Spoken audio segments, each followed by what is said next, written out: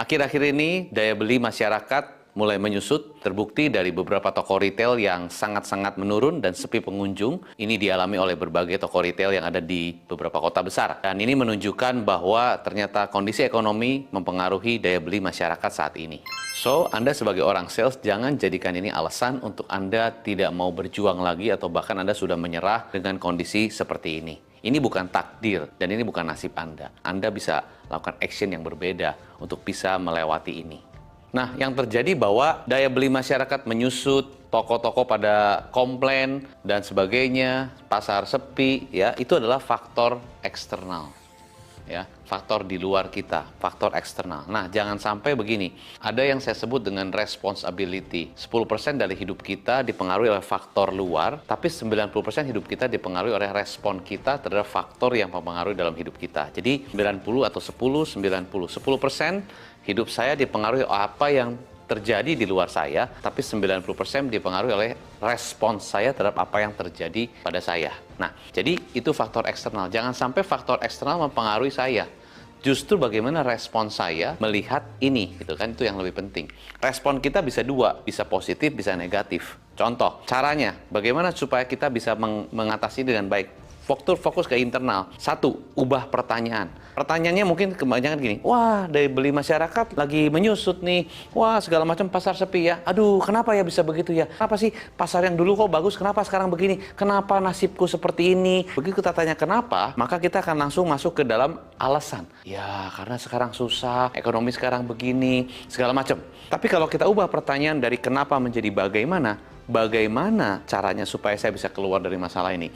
Bagaimana caranya supaya saya bisa melakukan yang berbeda sehingga saya bisa mencapai target lebih baik lagi, supaya saya bisa melewati ini. Nah, kalau kita ubah pertanyaan kenapa jadi bagaimana, bisa jadi akan mengubah cara pikir, dengan mengubah cara pikir, mengubah tindakan, dengan mengubah tindakan, mengubah hasil.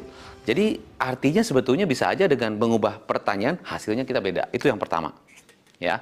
Yang kedua, tingkatkan nilai tambah Anda. Misalnya Anda punya satu keunggulan, saya orangnya misalnya bisa langsung akrab dengan customer. Ya udah, coba tingkatkan lagi wawasan Anda, tingkatkan lagi pengetahuan Anda, tingkatkan lagi misalnya kepedulian Anda. Tadinya Anda mungkin nggak pernah connect dengan orang itu, sekarang Anda mulai connect. Mungkin Anda juga bisa meningkatkan nilai tambah dengan Anda belajar lagi, Anda mengerti tentang banyak hal. Itu kan bisa meningkatkan nilai tambah Anda. Anda tidak hanya fokus kepada produk yang Anda jual, tapi Anda bisa tingkatkan nilai tambah Anda, value Anda. Itu yang kedua. Yang ketiga adalah bagaimana caranya kita bangun koneksi setiap hari. Kalau saya sebagai orang sales, pastinya kan kita berhubungan dengan customer. Tapi pastinya mungkin kalau kita berhubungan dengan customer, kita ada koneksi dengan dia kalau ada maunya. Kalau ada produk yang ingin ditawarkan, atau ada promo baru, atau ada produk-produk yang new arrival, kita baru hubungan dengan dia. Nah, bagaimana kita bisa bangun koneksi setiap hari kepada orang-orang yang mungkin tadinya kita nggak pernah ada koneksi, sekarang bangun koneksi.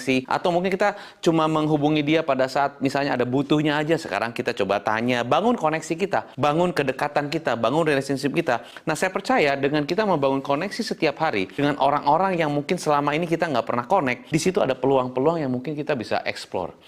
Jadi, biasakan setiap hari bangun koneksi dengan orang-orang yang kita bisa tulis, siapa aja ya, hari ini saya mau connect dengan siapa ya, oh 1, 2, 3, 4, 5, besok siapa lagi ya, 1, 2, 3, 4, 5 kita mau connect. Sehingga Anda terbiasa untuk membangun koneksi setiap hari dengan banyak orang. Akhirnya, bisa jadi mungkin kita dengan ada koneksi dengan dia, ada peluang-peluang tertentu, ada bisa jadi mungkin dia kasih referensi atau apapun, kita nggak pernah tahu.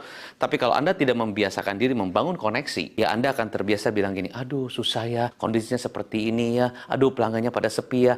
Yang mungkin Anda lihat memang sepi, tapi sebetulnya kalau Anda bangun koneksi setiap hari, Anda bisa pikirkan, coba aja lihat di handphone Anda. Itu database-nya berapa banyak yang Anda bisa lihat di kontak. Anda tulis setiap hari, 5, 5, 5, 5. Nggak akan habis pastinya setiap hari hubungan dengan 5, dengan 5, dengan 5. Siapa tahu dari 5 bisa kasih referensi. Siapa tahu dari 5 dikenalkan dengan ini dan itu. Anda bisa punya banyak lagi koneksi.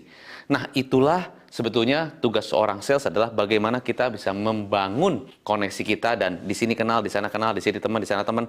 Sehingga lebih banyak peluang yang bisa kita dapatkan dan bisa mendapatkan hasil yang lebih baik lagi.